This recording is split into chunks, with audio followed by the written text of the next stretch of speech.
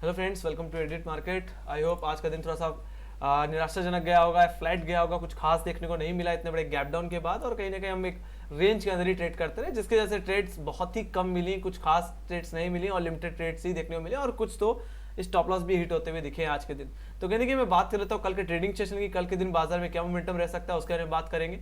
तो कहने की 17,200 का लेवल कल के लिए एक इमीडिएट रेजिस्टेंस रहेगा। हालांकि 17,500 में भी अच्छी खासी कॉल राइटिंग देखने को मिलती है, उसके बाद 17,200 का ही नंबर आता है जहां पे अच्छी खासी रेजिस्टेंस देखने को मुझे मिल रही है। वही बात करूं मैं सपोर्ट की, तो 17,100 का लेवल कल के लिए इमीडिएट सपोर्ट रहेगा। बाकी ओवरऑल सबसे ज्यादा जो पुट राइटिंग होल्ड कर रहा है 17,100 रुपए के बाद, वो कहीं ना कहीं सीधे 17,000 का ही लेवल आता है। तो अच्छी खासी 17,000 के लेवल्स पे कॉल राइटिंग है और कहीं ना कहीं सॉरी पुट राइटिंग है। इस हफ्ते के लिए सबसे बड़ा जो सपोर्ट रहेगा वो 17,000 का ही लेवल रहेगा। हालांकि अगर 17,000 का अगर लेवल टूट जाता है तो ये गिरावट हमें 16,700 16,750 तक भी लेके जा सकती है। हमने जो गैप देखा था 16 मार्च के दिन, वो गैप सेटल होना बाकी है। तो कहीं ना कहीं अच्छी खासी गिरावट हम एक्सपेक्ट कर सकते हैं 17,000 के नीचे भी। तो कहीं ना कहीं ये गैप 16,650 से लेकर के कहीं ना कहीं 16,830 रुपए की रेंज में है। तो ये बहुत बड़ा गैप है और इस गैप को सेटल करने के सेंस में बहुत अच्छी खासी डिप 17,000 के नीचे हमें देखने को मिल सकती है। हालांकि इतने बड़े गैप डाउन के बाद और सेल ऑफ करना पॉसिबल नहीं है, बट मेरा यही मानना है कि अगर बाजार में अगर कोई उछाल आ जाती है, अगर कल के दिन 17,200 17,230 रुपए के ऊपर निकल जाते हैं, जो कि आज के 30 मिनट हाई है, अगर इसके ऊपर हम निकल जाते हैं तो एक गैप सेटल होता हुआ दिख सकता है, एक गैप फिल होता हुआ दिख सकता है। और इस गैप फिलिंग में कहने कि हम 17,450 17,500 रुपए तक की अपमूव लगा सकते हैं। और मेरा यही मानना है कि बाजार बहुत ज्यादा बियरिश है, तो उछाल पे हमें बेचना चाहिए again for the target of 17,000। Alright, otherwise कल के दिन अगर 17,100 का लेवल टूट जाए, 17,080 का लेवल टूट जाए, तभी 17,000 रुपए तक के टारगेट्स के लिए प्ले करना चाहिए। हालांकि ये लेवल फर्स्ट टाइम ही तो ब्रीच नहीं होगा, यहाँ से दोबारा एक शॉर्ट कवरिंग देखने को मिल सकती है, 17,000 के लेवल से एक बाइंग देखने को दोबारा मिल सकती है। ऑलराइट, दोबारा बिकवाली तभी करें जब हम 17,000 के लेवल्स के नीचे फिसल जाएं। तो 17,000 का लेवल अगर टूट जाता है तो कहेंगे कि 16,800 16,650 तक के टारगेट्स के लिए हम प्ले कर सकते हैं। तो कल के दिन के लिए 17,200 के ऊपर अगर हम होल्ड कर जाए, जो कि सबसे बड़ा रेजिस्टेंस है कल के लिए, अगर ये निकल जाता है, अगर आधे घंटे हम होल्ड कर जाते हैं 17,230 रुपए के ऊपर, तो ही गैप फिलिंग के लिए प्ले करिए, तो ही आप 17,400 450 के लिए प्ले करिए। वहीं पे अगर मैं बात करूं 17,200 से 17,100 की रेंज में, तो अगर इस रेंज में अगर बैंक निफ्टी अगर फंस जाता है, तो मेरा यही मानना है कि कहीं ना कहीं थोड़ा सा इग्नोर करना चाहिए और लिमिटेड लॉट्स के साथ ही ट्रेड करें रेंज के अंदर, अदरवाइज ट्रेड इग्नोर करें। बाकी 17,100 17,080 का लेवल अगर टूट जाए, जो आज का लो है, वो अगर ब्रीच हो जाता है, तो प्ले करें फॉर द टारगेट ऑफ 17,000 17,000 रुपए तक के टारगेट्स के लिए। ऑलराइट, और 17,000 का लेवल अगर टूटता हुआ दिखे, डाउनसाइड देते हुए दिखे, तो उसी पोजीशन को कैरी करिए with trailing stop loss. Alright, for the target of 16,800 16,650। मुझे लगता है ये गिरावट और बढ़ती हुई दिखेगी और बियरिशनेस आपको आती हुई दिखेगी। Let's go to Bank Nifty. Bank Nifty की बात करें तो बहुत समय के कंसोलिडेशन के बाद, एक रेंज में रहने के बाद, कहने कि आज के दिन एक गैप डाउन देखने को मिला और सीधे बैंक निफ्टी 37,000 के लेवल्स को हिट करता हुआ दिखा और 37,000 के नीचे ओपन होता हुआ दिखा है। तो कहीं ना कहीं ये कमजोरी और बढ़ सकती है, और ये कमजोरी आज के लोस को अगर तोड़ दे, जो कि कहीं ना कहीं आप हमने 36,480 रुपए 36,470 रुपए के नीचे देखा है, उन लेवल्स को अगर हम कल के दिन तोड़ देते हैं तो ये गिरावट और गिरा सकती है। मेरा यही मानना है कि कल के दिन 36,500 रुपए के नीचे सस्टेन होने का वेट करना चाहिए। 36,500 के नीचे अगर निकल जाते हैं, होल्ड करते हैं, तो आप 36,480 470 के नीचे से बेच सकते हैं, प्ले कर सकते हैं for the target of 36,240 and 36,000 levels, 36,000 तक के लेवल्स देखने को मिल सकता है। और यहाँ पे भी गैप है, ऑलराइट, जो कि हमने देखा था कहीं ना कहीं 29 मार्च के दिन, जो कि 100 पॉइंट्स का गैप है। ये गैप कहीं ना कहीं हमें 36,000 से लेकर के 35,930 रुपए की रेंज में देखने को मिलता है। तो ये गैप अच्छा खासा है, तो ये गैप भी सेटल होता हुआ दिख सकता है, और ये गैप अगर सेटल हो जाते हैं तो बाजार और तेजी से चल सकता है। तो ये डिप एक अच्छा मौका दे रही है कुछ क्वालिटी स्टॉक्स में इन्वेस्टमेंट करने का। हालांकि वहीं पे तेजी की अगर मैं बात करूं तो 37,000 का लेवल कल के लिए एक बहुत बड़ा रेजिस्टेंस लेवल रहेगा, जहां पे अच्छी खासी क्वालिटी मुझे देखने को मिल रही है। तो अगर 37,000 के ऊपर अगर जब तक नहीं निकल जाते, तब तक मुझे कोई भी फ्रेश लॉन्ग पोजीशन नहीं बनानी चाहिए, थोड़ा सा कॉशियस ही रहना चाहिए।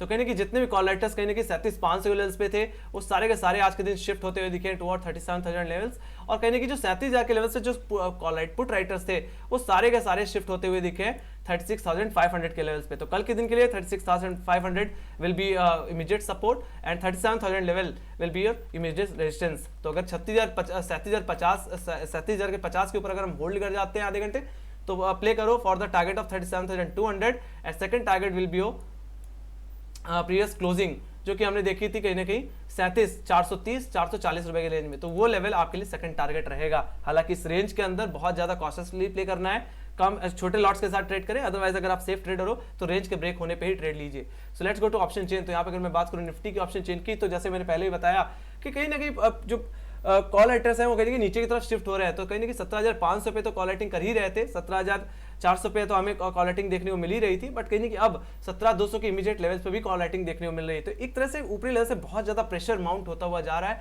वहीं पे जो बात करूं पुट राइटर्स की, तो 17,200 के लेवल्स पे आज के दिन पुट राइटर हैं, बट अब धीरे धीरे पुट राइटर्स 17,000 के लेवल्स पे पुट राइटिंग करते हुए दिख रहे हैं, और अच्छी खासी एग्रेसिवली पुट राइटिंग मुझे 17,000 के लेवल्स पे और कहीं ना कहीं 16,800 लेवल्स पे देखने को मिल रही है। जैसे मैंने बोला भी कि 17,000 का लेवल अगर टूट जाए तो 16,800, 16,650 के लेवल्स देखने को डाउन साइड की तरफ मिल सकते हैं। तो अच्छी खासी पुट राइटिंग लोअर लेवल्स पे हो रही है, तो उस बेसिस पे जो रेंज है वो डाउन साइड की तरफ शिफ्ट होती हुई दिख रही है साफ साफ।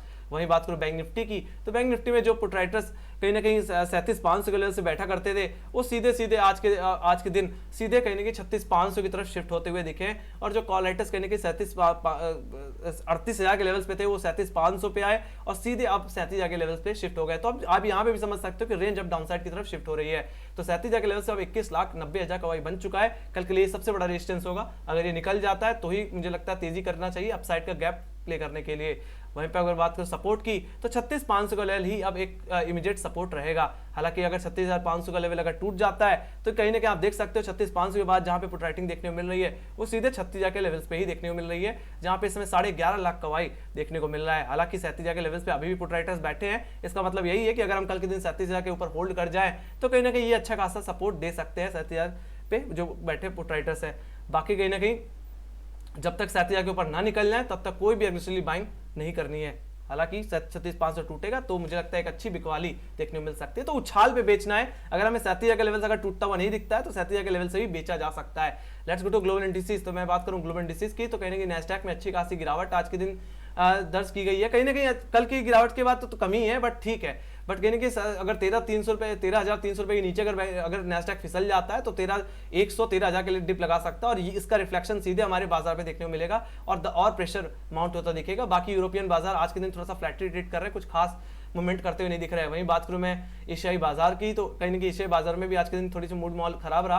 हालांकि एसजीएक्स निफ्टी 17,200 17,230 रुपए के ऊपर ट्रेड करता हुआ दिख रहा है, हालांकि थोड़ा सा फ्लैट ट्रेड करता हुआ दिख रहा है। अब बात करते हैं ब्रॉडर व्यू की, तो मैं सबसे पहले निफ्टी का चार्ट दिखाना चाहूंगा। निफ्टी में जैसे मैंने पहले बताया कि मंथली बेसिस में एक यहाँ पे एक इन्वर्टेड हैमर बनता हुआ दिख रहा है, जो कि एक बेयरिश इंडिकेशन है, तो एक अच्छी खासी गिरावट देखने को मिल सकती है। तो अगर हम 17,000 के नीचे अगर फिसल जाते हैं तो लोअर लेवल्स को भी रिटेस्ट कर सकते हैं, बट मेरा ये मानना यही है कि कहीं ना कहीं निफ्टी अपने गैप को फिल करके एक अच्छी खासी तेजी में वापस लौटता हुआ दिखेगा। ऑलराइट, तो कहीं ना कहीं 17,000 का लेवल एक इंपॉर्टेंट लेवल है, अगर ये टूट जाता है तो निफ्टी और गिरावट दिखा सकता है, और ये गिरावट कहां तक जा सकती है ऑलरेडी इस चीज के बारे में हमने डिस्कशन किया हुआ है। हालांकि यहाँ पे भी अच्छी खासी हमें एक हैमर कैंडल देखने को मिल रही है, एक इन्वर्टेड हैमर कैंडल देखने मिल रही है, जो कि कहीं ना कहीं ऊपरी लेवल से ये चीज साफ साफ दिखा रही है कि ऊपरी लेवल से कितना प्रेशर माउंटेड है। तो कहीं ना कहीं गिरावट और बढ़ सकती है अगर हम कहीं ना कहीं 36,000 के लेवल्स को भी तोड़ दे।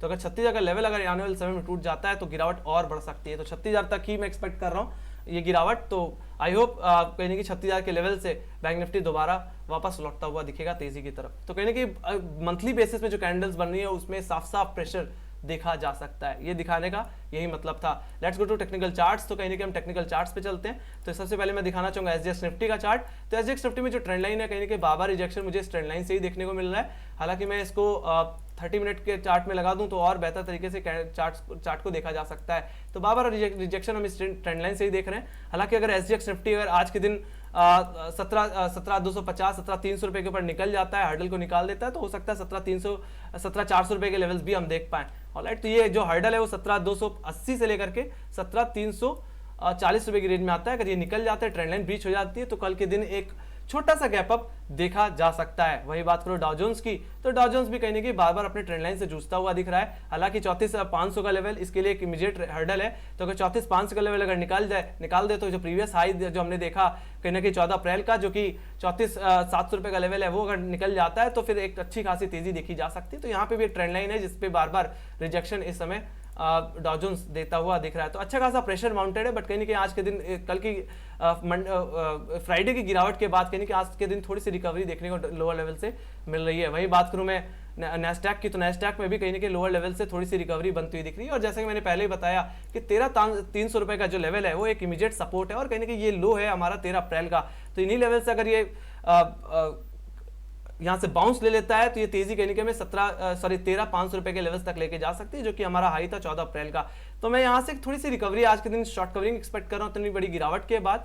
तो कहीं ना कहीं हमारे मार्केट में भी कहीं ना कहीं रिफ्लेक्ट करेगा, और कहीं ना कहीं कल के दिन बाजार फ्लैट टू एक स्मॉल गैप अप दिखा सकता है।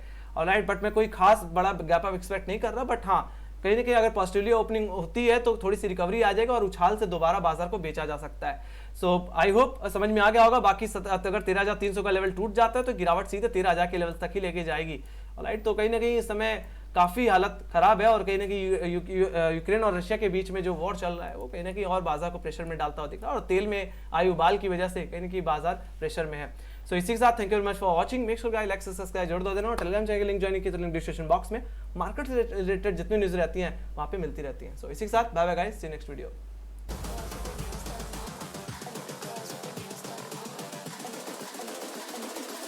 I think the girls with their nails done now.